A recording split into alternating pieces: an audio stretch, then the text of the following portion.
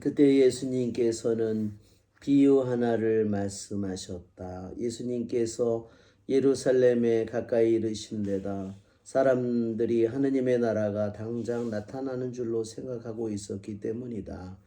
그리하여 예수님께서 이르셨다. 어떤 귀족이 왕권을 받아오려고 먼 고장으로 떠나게 되었다. 그래서 그는 종 10사람을 불러 10미나를 나누어 주며 내가 올 때까지 벌이를 하여라 하고 그들에게 일렀다.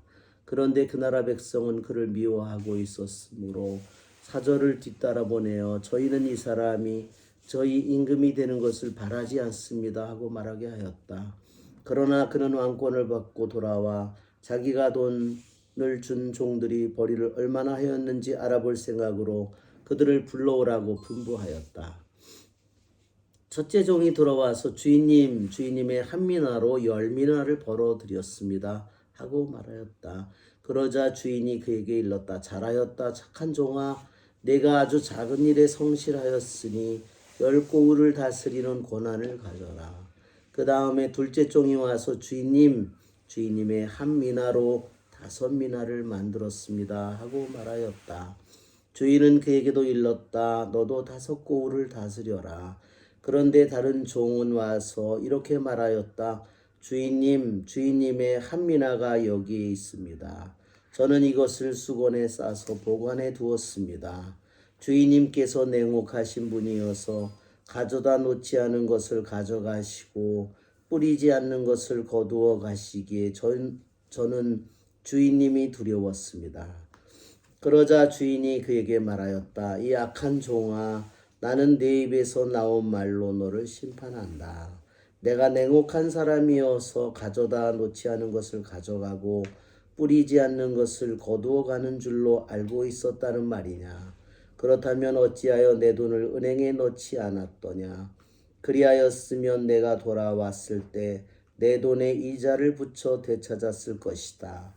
그러고 나서 곁에 있는 이들에게 일렀다. 저자에게서 한 미나를 빼앗아 10미나를 가진 이에게 주어라. 그러자 그들이 주인에게 말하였다. 주인님, 저희는 10미나나 가지고 있습니다. 내가 너에게 말한다. 누구든지 가진 자는 더 받고 가진 것이 없는 자는 가진 것마저 빼앗길 것이다. 그리고 내가 저희들이 임금이 되는 것을 바라지 않은 그 원수들을 이리 끌어다가 내 앞에서 처형하여라. 예수님께서는 이 말씀을 하시고 앞장서서 예루살렘으로 오르는 길을 걸어가셨다. 주님의 말씀입니다. 그리스도님 참여합니다. 우리 주를 사소서 아멘. 오늘 독서의 말씀은 요한복시록의 말씀이 인데 나 요한이 보니 하늘의 문이 열려 있었다. 그러면서 인간들이 볼 수 없는 그러한 천상의 신비를, 하느님의 신비를, 옥자의 신비를, 거기에 옥자가 무엇이 있는지 그것을 우리에게 전해줍니다. 원래 요한복시록은 아포칼립스라고 그리스 말로 하는데, 이것은 아포라는 말은 아포라는 이 말과 칼립소라는 이 말이 합친 건데, 이 말은 뭐냐면 칼립소는 덮개예요. 그러니까 덮개를 아포는 제거하는 거예요. 어웨이 그런 뜻이에요. 덮개를 분리하다, 제거하다. 그러면 덮개가 하느님과 우리 사이에, 나와 하느님 사이에 있는 덮개가 언젠가 육신이 우리들에게도 덮개죠. 내가 육신의 생명이 끝나면 하느님을 내가 있는 그대로 보게 될 거 아니에요. 그러니까 이 아포칼립스라는 말이 의미가 굉장히 깊은 의미를 가진 말이에요. 사도 요한이 세상 끝날에 대해서 어느 순간에 가려진 모든 것이 열리고 그 모든 것을 바라보게 되는 것처럼, 그것은 우리들에게도, 나에게도, 육신의 생명이 다할 때 그분과 나를 가려진 모든 것들이 걷어질 거라는 거죠. 그래서 우리는 이러한 것을 생각할 때 우리는 주님께서 하신 말씀을 잘 귀담아 듣고 그분의 말씀을 우리들의 마음속으로 새길 때, 우리는 그러한 일들이 일어날 때 그것은 내가 매일매일 우리들의 삶으로 준비한 삶이 될 때 축복된 삶을 우리가 살게 됩니다. 그리고 우리는 오늘 이 비유에서 열미나를 열미나를 나누어 주었다. 그렇게 주님께서 여기 비유의 말씀에 하십니다. 여기에 나눠주는 사람은 누굴까? 그것은 물론 예수님이죠.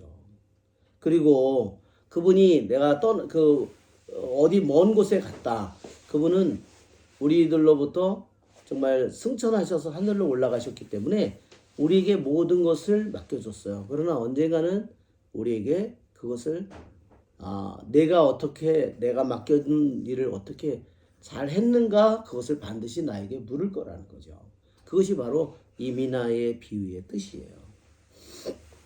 이 유명한 우리 영국의 그 시인 존 밀턴이라는 사람은 신라권이라는 그런 시를 썼는데 그 신라권은 낙원을 잃어버린 것에 대한 장편의 시를 쓴 건데 그는 어느 날 정말 젊을 때 눈이 멀었어요. 그래서 그렇게 이제 그러한 속에서 이제 자기가 그런 시를 썼기 때문에 그 시가 정말로 깊은 의미를 가졌습니다. 그 시 중에 유명한 것이 그건 뭐냐면 나의 빛이 다 달았을 때, 즉 자기가 인생의 중간밖에 안 살았는데 보통 인간의 수명 그때 자기의 시력이 사라졌어요. 나의 빛이 이제 다 써졌구나. 더 이상 내가 쓸 빛이 더 이상 없구나.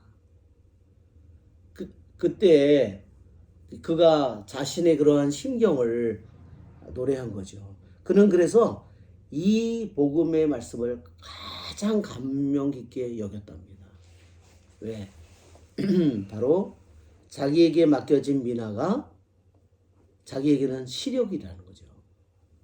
자기에게 맡겨진 그 시간이 모든 것이 이제 끝나고 우리들도 언젠가는 우리들의 시력이 끝나는 때가 오겠죠. 또 우리들도 귀도 자꾸 잘 안 들리고 그랬을 때 존 밀턴이 느낀 그러한 마음을 이 성경 기절이 그에게 가장 커다란 충격을 줬다는 겁니다. 그러니까 우리들은 주님께서 말씀하신 이 비유들이 너무나 작은 비유같이 보이는데 그의 자신이 시력을 잃고 났을 때 이 말씀이 자기에게 너무너무나 깊은 충격을 준 말씀으로 다가오는 것입니다. 우리들도 그래서 우리들의 하루하루 우리는 주님께서 주신 미나를 가지고 우리들이 살아가는 거죠. 허락된 미나 안에서 살아가는 것입니다. 주님께서는 우리에게 말씀하시기를 내가 작은 일에 성실하였으니 고을을 다스리는 고난을 가져라. 그래서 우리들의 이러한 현재의 생활 속에서 작은 일에 충실하도록 어떤 작은 일일까요?